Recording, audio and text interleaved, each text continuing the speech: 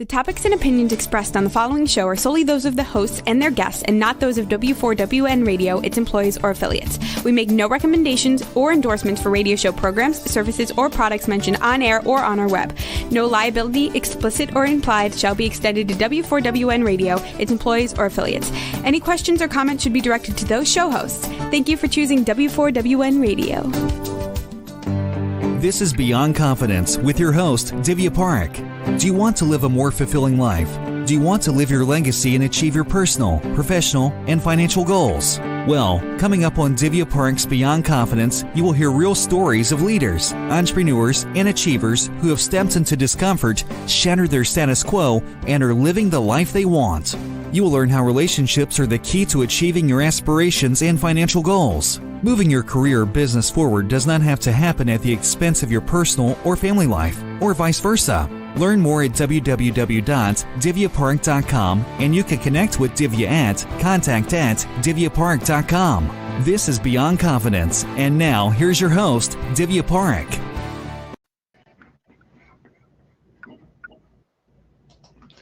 Good morning, listeners. It's Tuesday. Awesome. So, folks, let's jump straight into it.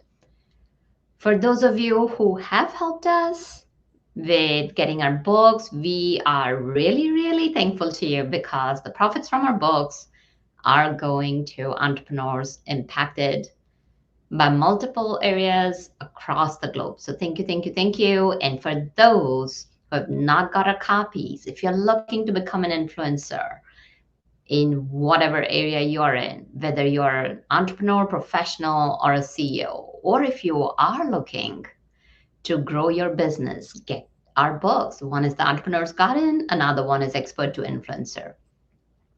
And also, I'm going to invite you to take 1 hour of your time every month, especially beginning with this holiday season, and help somebody out with no strings attached. So let's talk about our guest today. So our guest is Omar Harris.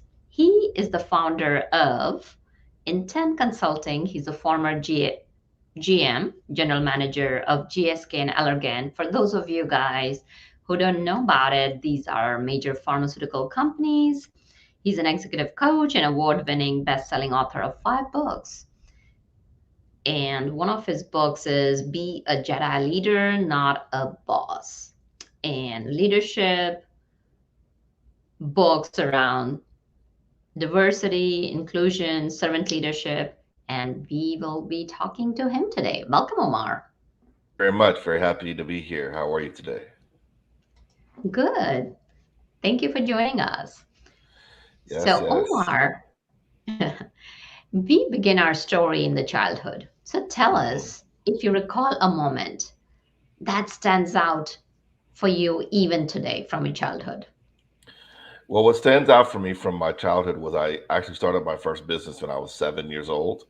So we were living in a neighborhood that happened to be next to a golf course, a public golf course. And the fathers were complaining about how golf balls kept getting sucked into their lawnmowers, and they were strewed all over our backyards. And so I asked all the kids in the neighborhood to collect all the golf balls they could find, and we actually started selling the golf balls back to the golfers. And so from a very early age, I learned kind of like what entrepreneurship is and what business is really just, taking something that's maybe annoying or an annoyance and transforming that into business opportunity. And we financed our entire summer of pool parties and French fries and good times off of the business. And so that was a really memorable experience for me at an early age. Yeah, no, that's definitely sounds like fun, I can definitely see you running around, and just kind of talking. And I'm sure that the golfers were thrilled, especially when young kids are coming up to them and they were encouraging. Well, not all of them. The one golfer who's in our business basically ran us off the course. He was like, "You kids are, this is not right. You're stealing our golf balls.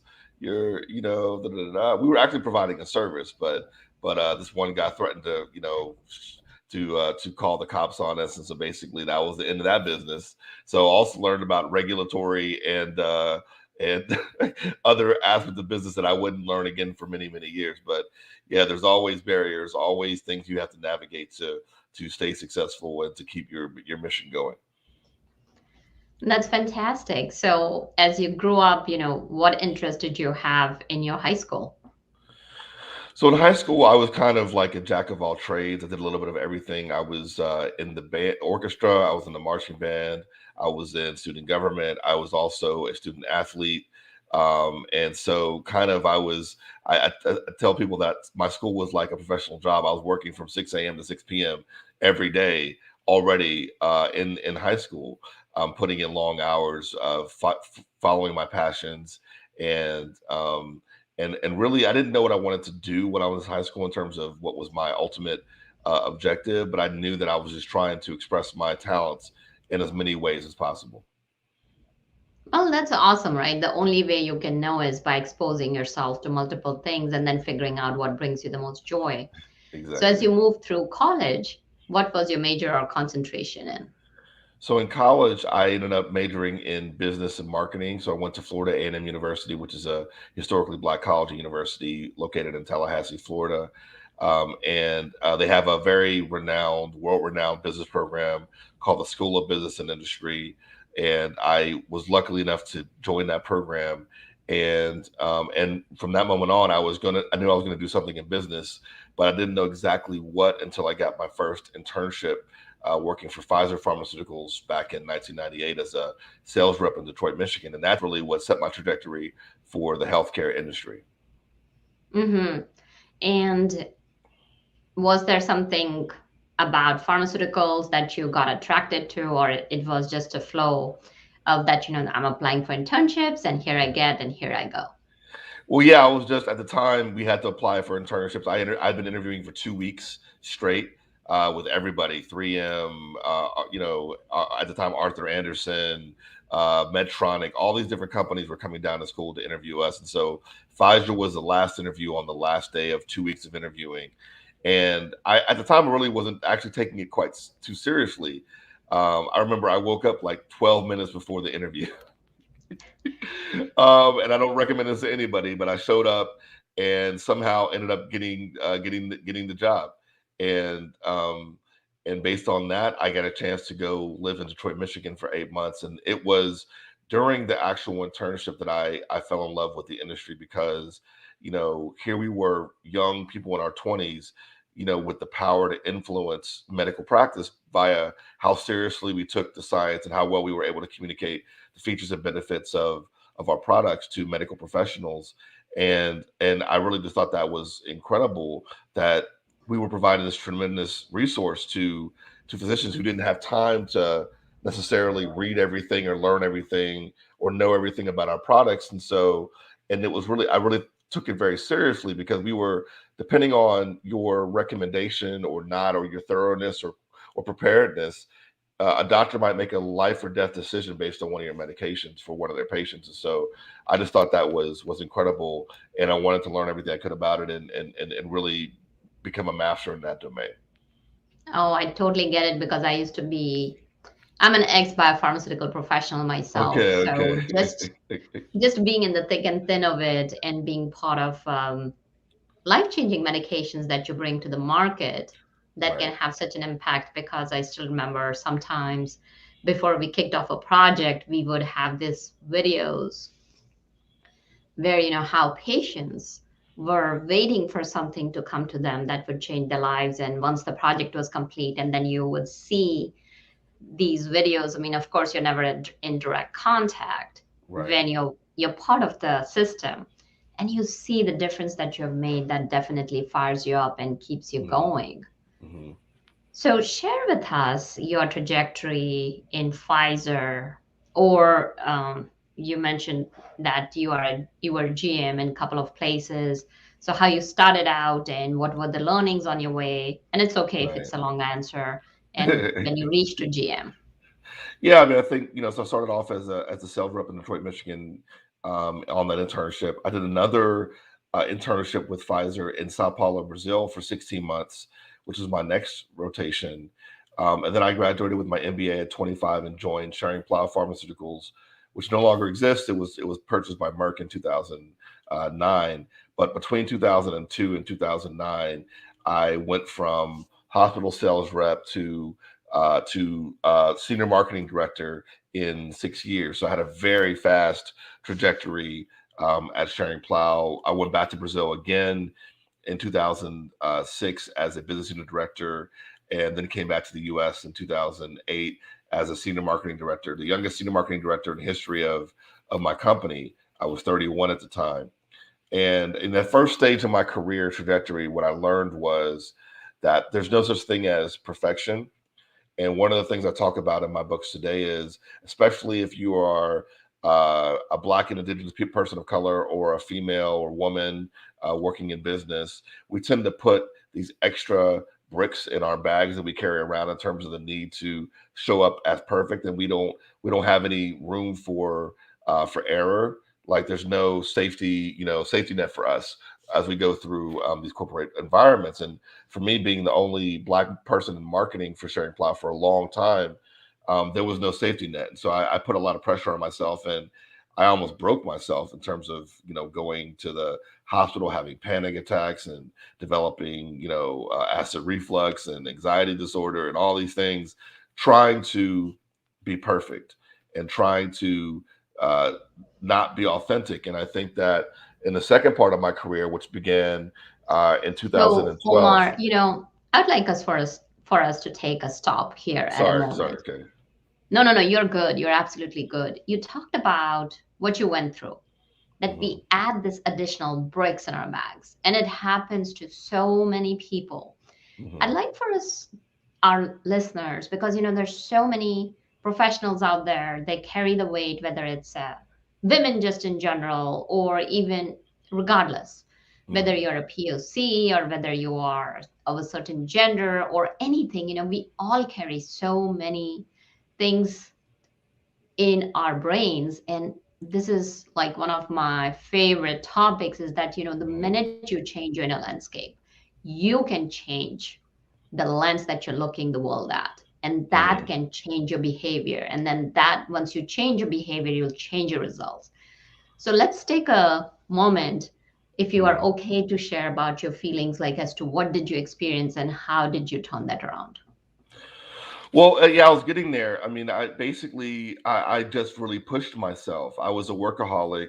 Work was everything. My personal relationships kind of collapsed around the same time because I was putting everything I had into work. Now, I had great passion for what I was doing. I love the people that I worked with. I was very good at what I was doing. But all that being said, it was just the unnecessary. There's already enough pressure in the system when you're playing the high stakes game of corporate leadership, without you adding pressure to yourself in terms of saying, listen, if I make any mistakes, it's over for me. And I think it's that idea that doesn't actually allow you to grow, because it's through failure that you grow. Basically, even the most successful professionals of all time, who we look up to and admire, had to go through a gauntlet of failure to achieve the success they ultimately succeeded in. So I think that it was the idea that once I embraced failure as learning and learned how to fail forward, and actually was more open to taking risks and doing this kind of thing, that was when I really evolved as a professional and as a leader, versus when I was just trying to make every decision be perfect and do everything right, and not have not allow anybody to say anything negative about me because of how perfect I was showing up. I think that was the damaging part of that, and that's something that we people of color especially women carry, because when you don't see people who look like you in the spaces that you're in, you feel like you have to do it so well so that other people will get the same shot that you got. Very profound, and thank you for sharing that. And then as it moved through, as you pushed through yourself, you talked about your personal relationships failing. How did you handle that? I didn't handle it very well. I mean, my first marriage ended in that period.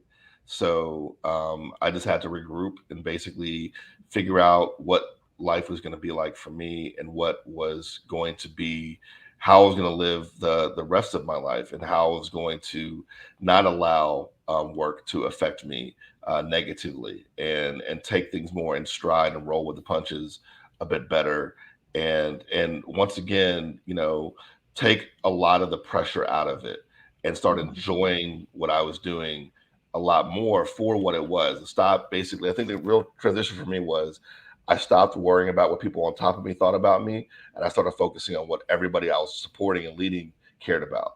That moment, I made the transition between worrying about the higher ups to really being concerned about the people in my charge. That transformed everything for me. That's beautiful, Omar. And sorry to hear about what happened initially in your personal life, but sounds like it became the fertilizer for the success in the later in your life. Definitely, definitely. So, yeah, please pick the story back up again that, as you were Right. going through this, how did you arrive at your journey Yes, to yes. becoming the GM? So then, I came out to the US, very successful. But then Merck bought my company. So then again, there are things that are going to happen in your career that you have no control over.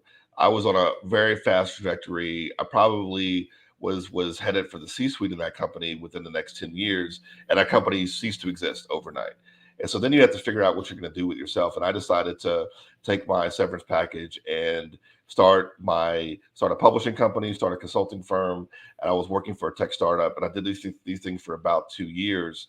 And then at the end of 2012, I came back to the pharma industry, and I joined GSK in Istanbul, Turkey, leading a region called the Middle East, North Africa, Commonwealth of Independent States, or MENA CIS region, with 30 countries, and really that was where my global acumen expanded because you're traveling around all these countries from Algeria to Pakistan to Ukraine to South Africa, and really trying to learn how to influence without authority in the role that I was in while doing digital transformation, things of that nature. So I was in that job for 2.5 years, and then I got the opportunity to be general manager in Indonesia, and so I didn't even know where Indonesia was. I actually had gone on vacation to Bali a year before I got the job and didn't know that Bali was in Indonesia.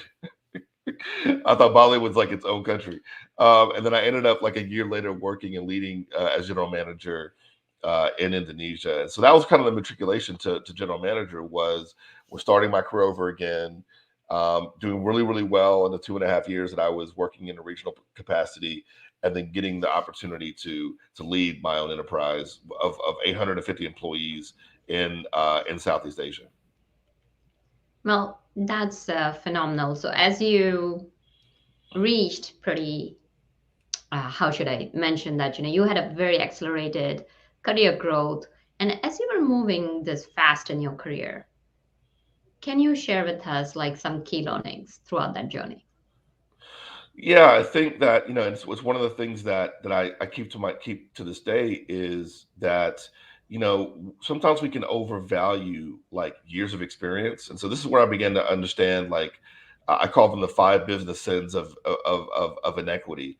One of the inequities that happens is right from the start when we're recruiting for a particular job and we're looking for, you see this all the time, must have an MBA or must have 5 years of previous experience doing this or that, or must have, I think we're kind of looking at the wrong thing, because if you've been in a single position for 5 years or have 5 years experience generally in a field, that doesn't guarantee that you're going to be successful in that position. I mean, for me, the first time I was in a role, I was able to get the job and get the job done and do very, very well.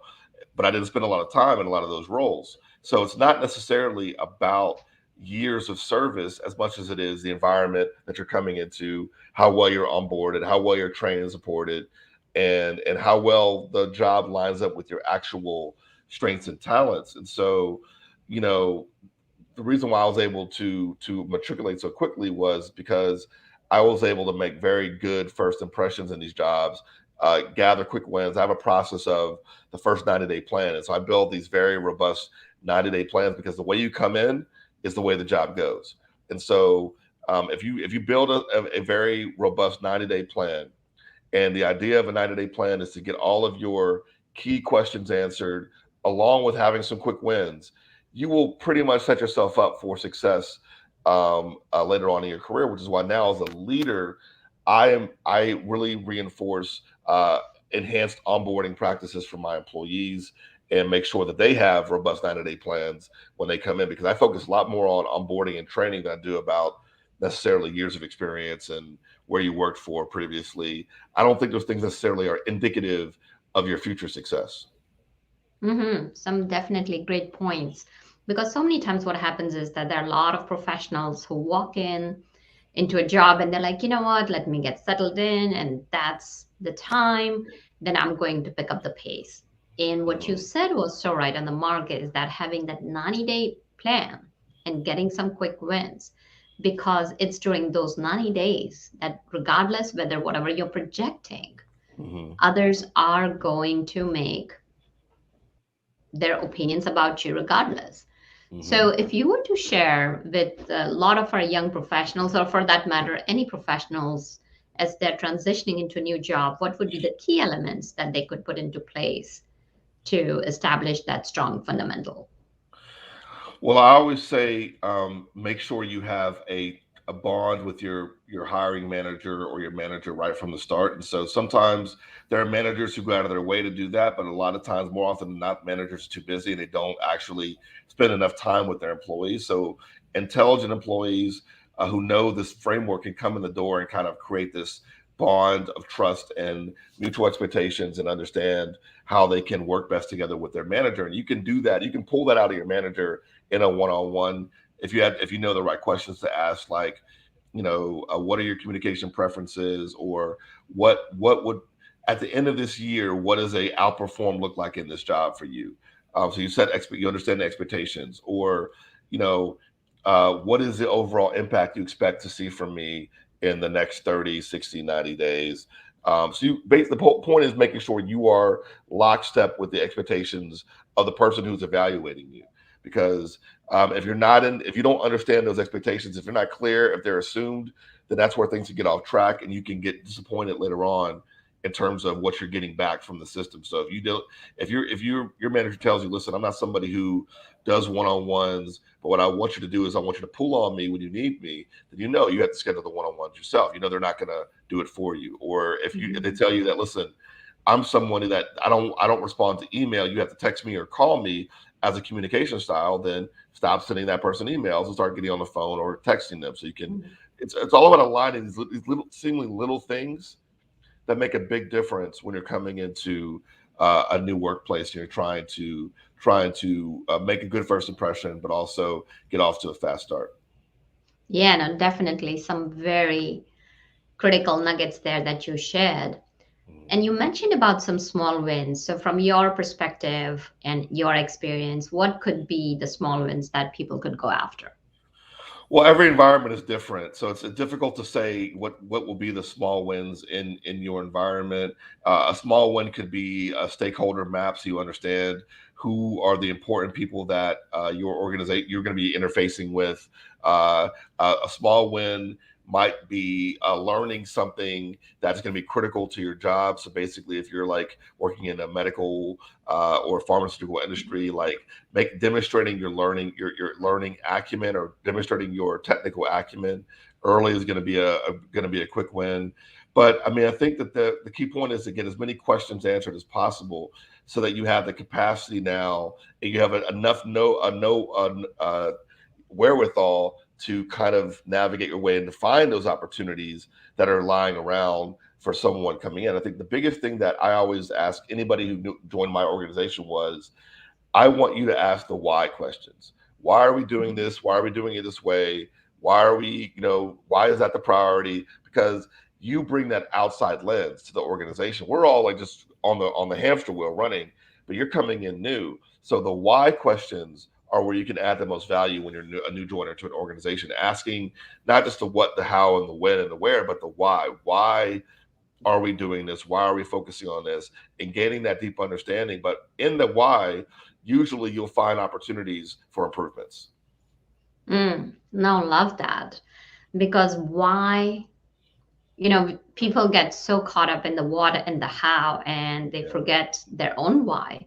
That Yes. why was it that they got into the job first place? So that's one of the Yeah. things I also would like to share with our listeners, is definitely that, on days when you're finding your job overwhelming, and when you are just like, oh my God, I can't do this job, or my boss is like this, or my coworker is like this, it's so important for you to bring your why across, and also to ask, as Omar Mhm. mentioned, is why what things are happening. Because when you find that meaning, and then when you find that purpose, you Mhm. find the door to create your own opportunities. So some Yeah. really great nuggets here, Omar. So Yeah. Omar, do share with us, as your transition from your, so you mentioned about GSK, like, from there to Mhm. Allergan, and like when did you Mhm. step into your own consulting firm again? Right. So I spent 3.5 years in Indonesia, and then I got the opportunity to go back to Brazil for a third time with Allergan as general manager of that market. And so for me, it was like amazing because I'd gone from intern to general manager in Brazil over the course of my career. And so it kind of was like a nice ribbon on what I'd been doing over the course of my career. I'd literally worked my way all the way up to the top of the house in that business, and it was very gratifying to go back to Brazil. And for me, it's kind of like symbolic that it was the natural end of that part of my career. Allergan ultimately ended up getting purchased by AbbVie Pharmaceuticals in 2017, and then basically once again, I took the opportunity to package out and come back to the U.S. After 8 years living abroad, and really I knew what I wanted to do. I knew that I was already writing leadership books while I was still working for GSK and Allergan. I published Leaderboard, the DNA of High Performance Teams in 2019, and then I published the Servant Leaders Manifesto in 2020, which I published right after leaving Allergan. And so I knew that I wanted to be in that thought leadership space. I'd seen enough, working with enough people around the world, and saw enough of the same kind of problems that come from poor managers, and the top down hierarchy of work, and how people were being disengaged at work. So the Great Resignation this year didn't surprise me at all, because all the data was pointing at this moment. It was like, listen, something's going to happen. This many people can't be this unhappy and nothing happened. And so it wasn't surprising to me that we saw this kind of mass exodus from the workforce this year. And so I wanted to be a part of the solution, and wanted to give back what I'd learned along my journey. And then I realized there was an opportunity to even do more in terms of really setting the stage for modern leadership, which has to include principles of justice, equity, diversity, and inclusion. The only way we're going to get to true stakeholder capitalism and providing value for employees, customers, communities, the environment, and shareholders is by making sure that we're eliminating injustices, eradicating inequities, expanding diversity, and enhancing inclusion in our businesses. It's a $6 trillion opportunity in the US alone to work in the Jedi space, versus the money that we're leaving on the table if we don't embrace these causes.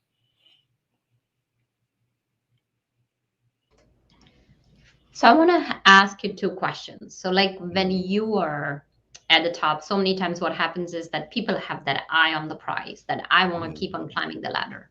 Yeah. So, two things. One, when you climbed on that ladder and you were there, so how did you sustain that position? And Right. then, secondly, as being at the top level, what could people do currently on those levels, whether it's CEOs or VPs Mhm. or the site leadership teams of any companies, or the Mhm. leadership for that matter, which are whatever titles we want to give it, to Mhm. include equity, diversion, and inclusion? Yeah, so I think the answer for me on the first question is, once again, know who you're working for. So, it's not what you're working for, it's who you're working for. And so for me, when I became general manager in Indonesia, I decided that I was going to invert the hierarchy of our organization, and I was going to make myself the least important person in my organization. And I was going to focus all of our attention on the people in the organization who added value to our external stakeholders. That was going to be the style of leadership and the culture that we were going to build in our organization. And I carried that through to Brazil as well.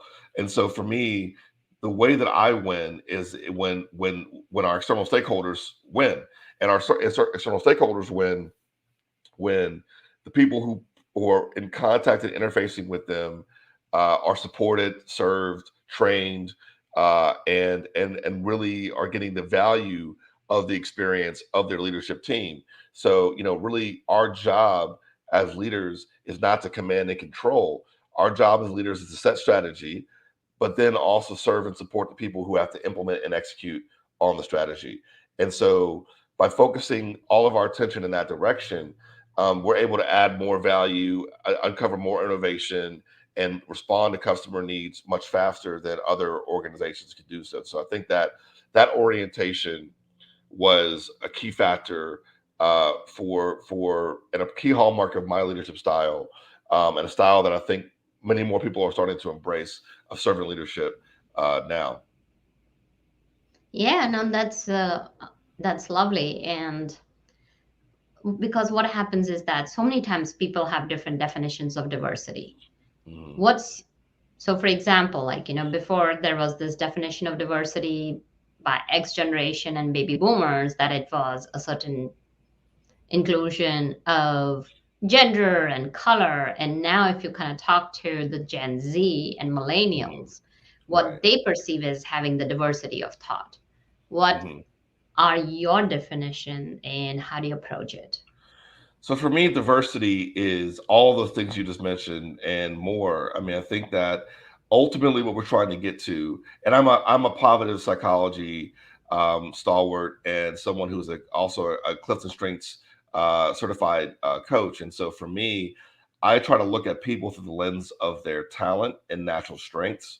And so for me, diversity is having the greatest combination of strengths available to accomplish a given task. And so you get that diversity through different nationalities, different races, different genders, different generations, different abilities, able-bodied versus disabled bodies. You can't get enough diversity around the table, actually, because all of that, remember what our job is. Our job is to make decisions. And you make better decisions the more lenses you have to pass that process, that decision through. The more homogenous the group is, the less variability in your decision making. And so that means that you're going to be kind of like pigeonholed in making decisions. And you don't want to be pigeonholed when you're trying to innovate. You want to have as many different perspectives around the table as possible. That's what drives innovation. You want to have this productive conflict, this push and pull between all of this diversity.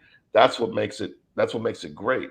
And so I think that is, for me, that's what we're trying to accomplish with diversity. Now, the reason why diversity gets passed through the gender lens or the ethnic lens or the racial lens is because, for so many years, while the workforce has become a lot more heterogeneous, the top of the house has stayed looking the same. I mean, 89% of CEOs in America are white males, and so everything underneath them looks different, but the top of the house, the board, everything looks the same. And so I think that, I give an example in a previous interview where I'm like, why is the board of McDonald's and the CE and the leadership team of McDonald's look so American and look so homogenous? When China is one of the biggest markets in the world for McDonald's, you should think they should have at least 2 or 3 Chinese, board members and Chinese, leaders on their team for that very important market that they have to serve. But they're not thinking like their customers, unfortunately, and that's one of the problems with diversity today, is that you need to represent your communities and represent your customer base visually. You need to represent them by having those kind of people in your organization at the top of the organization, because then you're really going to be responding to their needs and what they expect from your organization. Yeah, no, definitely some fresh perspectives there. So as we talk about it, you have mentioned that today's businesses do not need bosses. Could you expand on that? Yeah, that's what I was talking about. I mean, I think that the command and control style of Mhm. leadership is dead, actually. I think that because so much of what we do in business and moving forward, even more so, is through collaboration. Commanding and controlling doesn't work on a team. What works on a team is trying to basically, once again, extract the combined potential and synergy of this group of people towards a given task. And you do that a lot better when you create high performing norms and you basically are executing at a high level than by simply commanding and controlling. And so I think that that is what I mean by bossing. That ego driven toxicity is not going to work anymore. I mean, one of the statistics that came from the predictive index study that was done in May or June of this year related to the Great Resignation was that of the employees who were leaving their employers, 64% of them were leaving because of a bad boss. And in companies that employees had good bosses, only 27% of them were thinking about leaving in the next 12 months. So that's a huge difference just by the person who's managing the people. That goes to show my point in terms of employees today are not going to just sit back and take toxic bossing, ego driven behavior anymore. They want that collaborative environment. They want to be their best selves at work. They want to be engaged. They want to be working for higher purpose. And I think these are the modern leadership attributes that people listening to your show need to be embracing more so than the me imperative when it comes to why you want to be a manager in the first place. Absolutely. And it was a great way how you tied in what you had talked about before Mm, about the command and control, and how when we talk about that it's not about being bosses, or it's the title may be there, it's more about collaboration than anything else. And you're absolutely right with the mass exodus that we have seen. Pandemic has had the silver lining, we can call it if we may, that people have started looking at the purpose of their lives. People have started looking at the meaning that their lives brings hmm to the front and center, and what they want to do, and are they aligned with their values, hmm where they're working at, are they aligned with their bosses. So that said, Exactly. you have some great books out there, and please share with us how can people connect with you, hmm and where they can reach you, and where can your Yes. books be found. So these books are phenomenal Christmas gifts. If you're looking for gifts for your company or for your team, Leaderboard, the DNA of High Performance Teams, the Servant Leaders Manifesto, and Be a Jedi Leader, Not a Boss: Leadership in the Era of Corporate Social Justice, Equity, Diversity, and Inclusion, all available on Amazon. If you type in Omar L. Harris, you'll come up with all my books. You go to my website, omarlharris.com. You can get autographed copies from me through my website. And then on LinkedIn, where I spend a lot of time uh, dialoguing with other leaders, solving problems together, Omar L. Harris. Well, fantastic. So if you were to leave our readers and listeners and our audience with three top things that they could implement in their professional lives right now, what might that be? That would be that they could implement in their lives and see that dial move. So I have a principle called MHT that I talk about, which is all about mindset, habits, and tracking, or can, will, and do, the three power words. So the way you get the dial moving for yourself is to move out of the space of reactivity and into the space of proactivity. And you do that by focusing on your sphere of control and influence, and letting go of things you don't have any control over, worries and things of that nature that you cannot actually influence and move the needle on. So you redirect your attention towards a proactive space where every action you take and every thought you have can actually move things forward. That's the spirit of can. The will comes from high performance habits and discipline. So I think that we have to fill ourselves up in order for us to be the best leaders for our teams every day. It does require us to make sure we have the right healthy habits, right diet, the right exercise, making sure we have, the right team around us. We have our cheerleaders and our support staff, support people, and that we have our finances in order. So we have to take care of our habits. And so I think that that's very crucial. That's the will, because when you have the right habits, your will to drive and perform will be high. And then the do is all about accountability. It's all about keeping yourself on track and measuring your success and making sure you're holding yourself accountable so you can hold others accountable. And so this is really important that we don't ask others to do something we're not doing ourselves. And we also hold ourselves to the higher standard of delivery without trying to be perfect. So I think that can, will, do mindset is something you can start applying today to your life that will dramatically enhance how you close 2022 and how you 2021 and how you get off to a good start in 2022. Very powerful, definitely. And I loved what you said in the end is like without being perfect. So definitely, as I'm sure you have experienced the winds of today's trends, is that people are looking for balance to create a holistic life of mental and physical and work well-being. Yeah. Can you share a tip or two for that? Yeah, I mean, I think that, I read a book called The Miracle Morning by Hal Elrod that really transformed my perspective on this issue.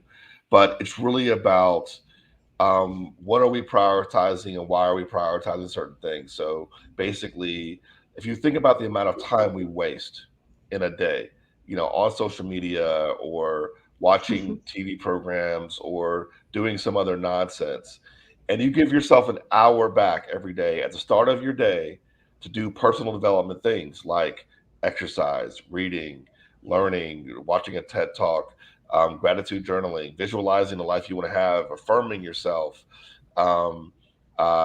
These type of activities on a daily basis, accumulated over time, will give you so much energy and such a boost that just doing it within 60 days, you're going to be a different person than you were before you started the process. So give yourself an hour back.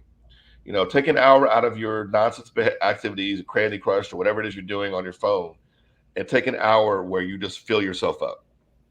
And I think that will make a big difference to how you show up and how you are able to proceed through your life in moving forward.